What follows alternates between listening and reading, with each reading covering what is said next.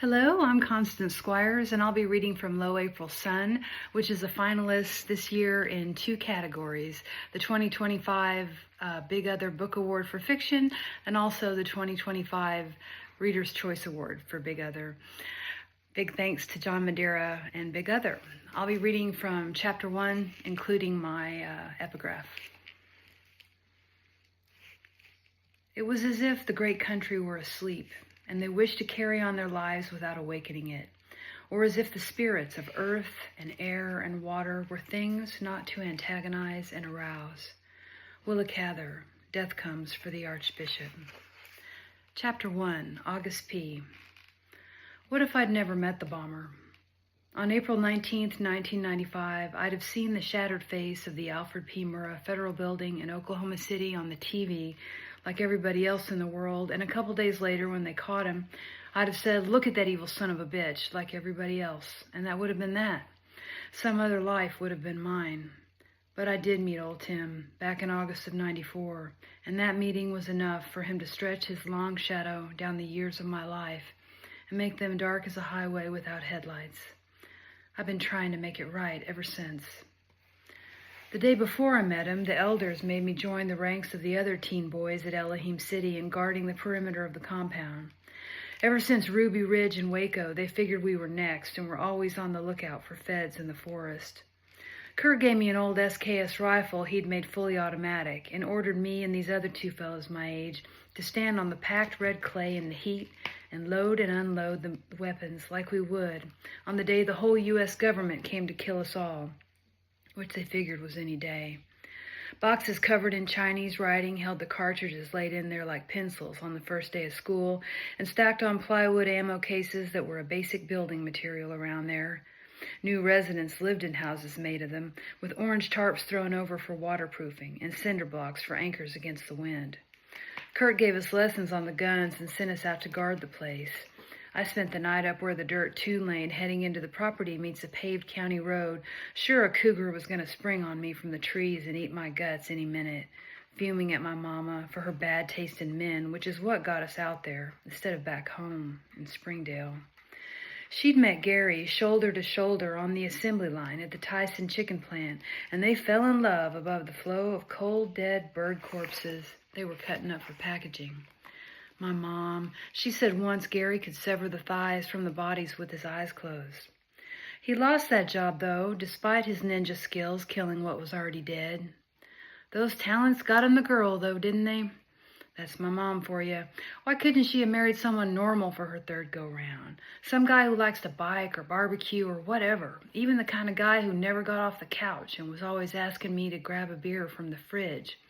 Anything but what I got, which was Gary, who sat at his computer after he lost the job at Tyson, muttering about Ruby Ridge and Waco and griping about America Online and America in general.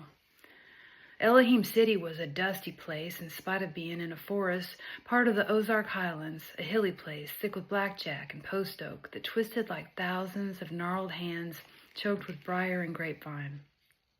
The county's got hardly anybody in it. It's seeming that not many folks try to live inside that rough Ozark fringe, but I guess to a fringe group like my mother's community, it was perfect. At Elohim City, there was an elder, slick-back hair, square-jawed like a cartoon superhero, whose granddad was one of the founders of the Nazi Party back in Germany, or at least that's what he said. They were all in the Christian identity movement, them people, so they were real impressed by his story, and he had some old swastika stuff that seemed to bear it out. That old boy never liked me, actually kicked me out of the way one time, like I was a dog. He'd been coming through the door of the meeting room where everybody was sitting cross-legged on the floor waiting for him, a silhouette against the light, and I think I blew his entrance. My mom hunched in the group with her hands gripping her knees and smiled up at him as if to say sorry that she had, in fact, given birth to a dog.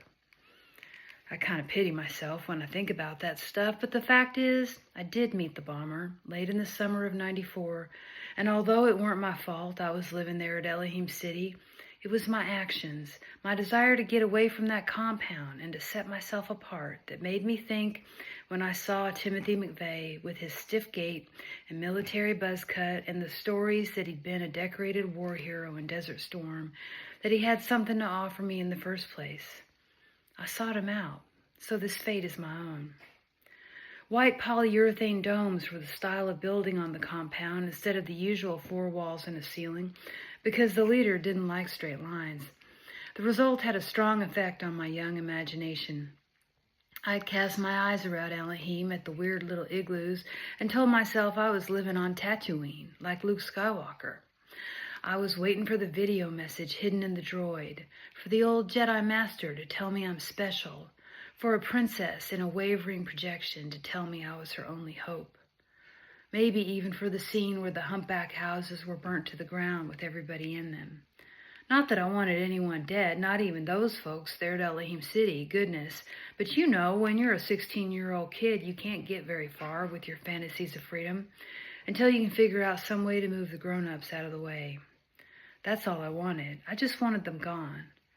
Or no, that's not right. They could stay right there in their outlaw way station, their hidden fortress in eastern Oklahoma, if only they'd let me out.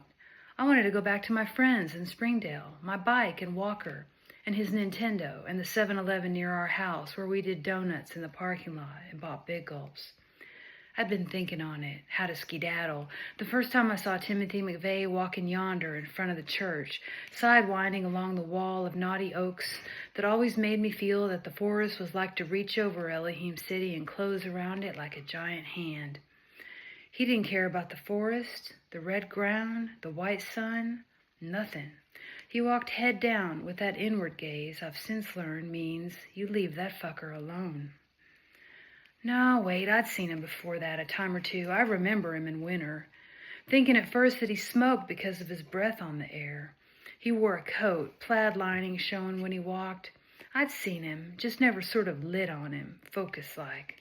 But that hot, lonely day, after my first night on guard duty, I did, because I'd heard he'd been in the military. Not the military as we knew it there at Elohim, the perimeter guarding given way soon to training for robbing banks, something the community's men ran around and did from time to time, since by their lights U.S. currency weren't legitimate, so it weren't wrong to steal it. But the United States military, that's right, their enemy. This fellow had been in the army of their enemy, and yet here he was on this hotter-than-hell afternoon in the star chamber of the white nationalist movement, not just accepted, but I'd say kind of revered, like the way a normal town would treat the boy who's going to be a college football star and maybe have a chance at the NFL. Like they knew he was going to make them proud.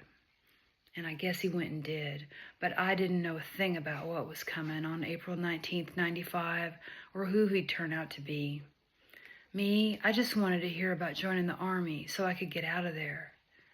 Like I said, I figured he was my Han Solo, my older dude who could tell me about the world.